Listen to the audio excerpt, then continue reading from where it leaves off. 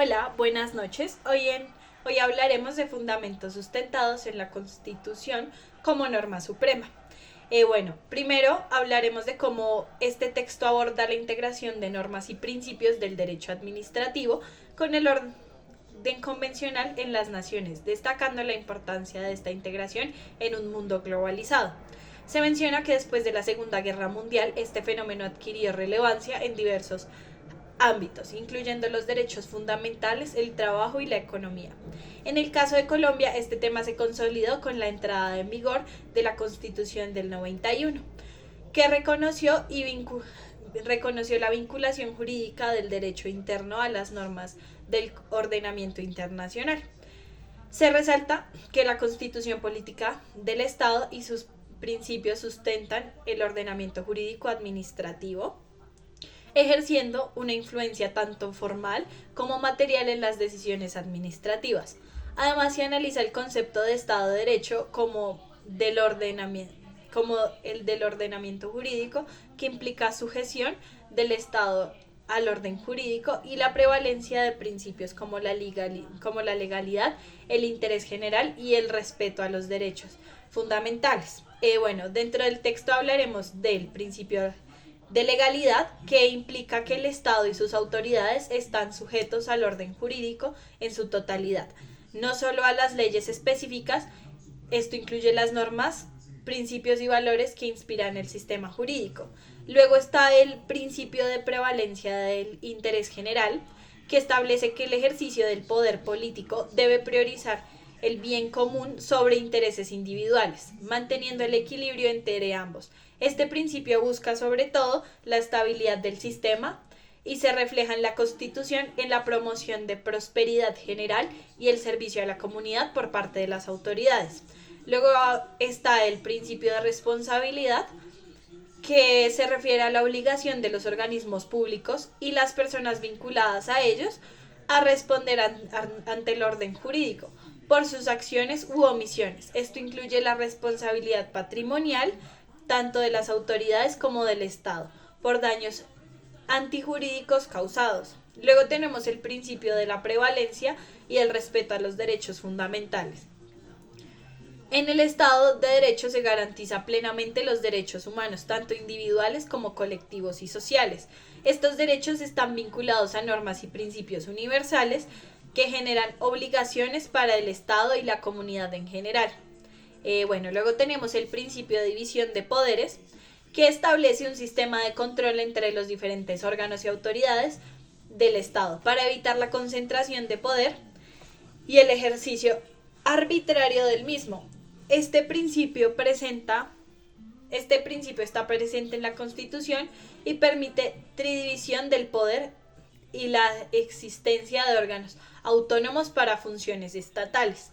Luego tenemos el principio de control de la actividad pública. En este principio se promueve un sistema de pesos y contrapesos para el ejercicio del poder público, garantizando la estabilidad del Estado de Derecho. Se basa en la existencia de controles internos complejos que luchan contra la arbitrariedad y aseguran el cumplimiento del orden jurídico. Listo. Luego tenemos lo que son las bases del Estado democrático dentro del texto, que son básicamente las siguientes. El primero es que se enfoca en el concepto de democracia y su importancia en la estructura del poder público. De segundo tenemos que se destaca que la democracia se basa en el principio de igualdad y que en el pueblo es el sujeto de poder estatal. De tercero, se subraya cómo la democracia afecta tanto la integración como el ejercicio del poder en la administración pública. De segundo, dentro del texto tenemos el principio de soberanía popular, que se conforma por 3 puntos claves. El primero es que analiza las contribuciones de las revoluciones americana y francesa a la conceptualización del ejercicio del poder. De segundo tenemos que discute las diferencias entre la soberanía popular y la soberanía nacional.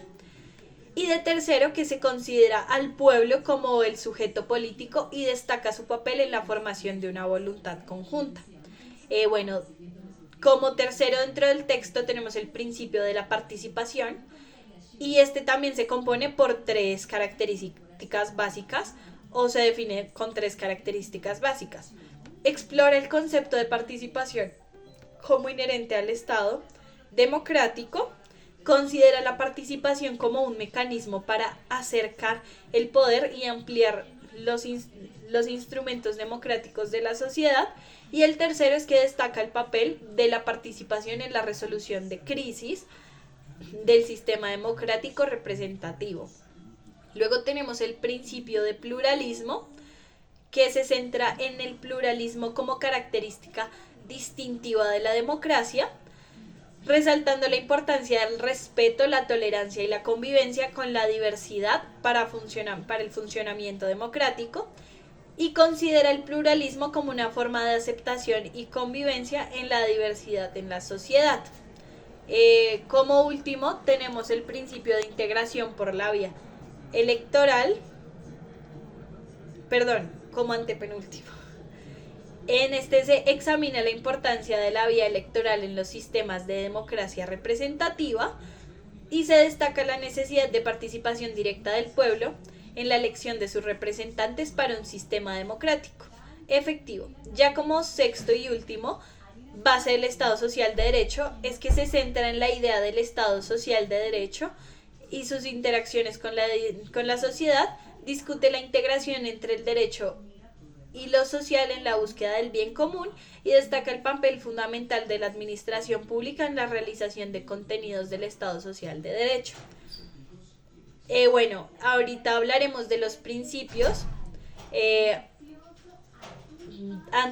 atemperadores, que son la desconcentración, delegación y descentralización.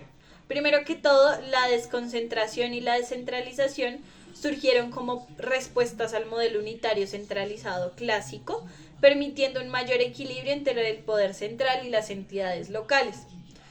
Como segundo, la desconcentración implica que el Estado otorga funciones a entidades locales sin perder la facultad decisoria, actuando estas como agentes de poder central.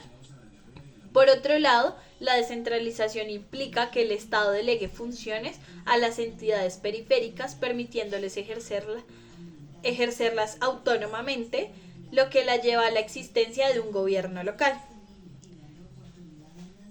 Ya por antepenúltimo tenemos el Estado unitario en Colombia, que implica que la Constitución Política del 91 reitera el principio de un Estado unitario, aunque descentralizado, con autonomía en las entidades descentralizadas. Como segundo, los organismos de las entidades territoriales forman parte de la rama ejecutiva nacional y la función administrativa se desarrolla mediante la descentralización y la delegación de la desconcentración de funciones. Como tercero y último, ya en el texto, base o supresión de la integración. El Estado Social de Derecho busca la integración de comunidades nacionales, siendo cada vez más importante debido a razones geopolíticas y económicas. La integración supranacional transforma la administración y el derecho administrativo nacional, ampliando las funciones de la administración pública de los estados. La Constitución de Colombia establece la integración como un principio, permitiendo que el Estado impulse la integración de la comunidad latinoamericana y del Caribe. El Congreso Nacional puede aprobar tratados para lograr la integración económica con otros países, transfiriendo parcialmente atribuciones a organismos internacionales. Bueno, esto fue todo por el texto Fundamentos sustentados de la Constitución como norma suprema y ya. Gracias.